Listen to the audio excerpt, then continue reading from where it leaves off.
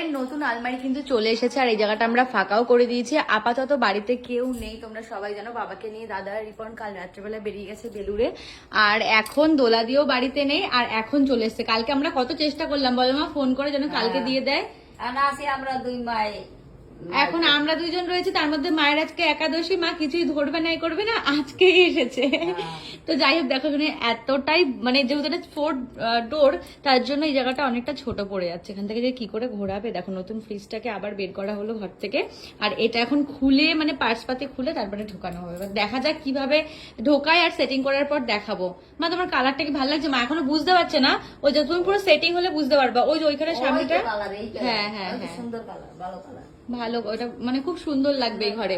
আর এবার এই জায়গাটা সেটিং হবে মোটামুটি এতটা পর্যন্ত তো চলেই আসবে। তারপরে ফ্রিজ যেহেতু আমাদের উপরে মন্দির হচ্ছে ওখানে থাকবে, আর সুকেস এক কালার হয়েছে।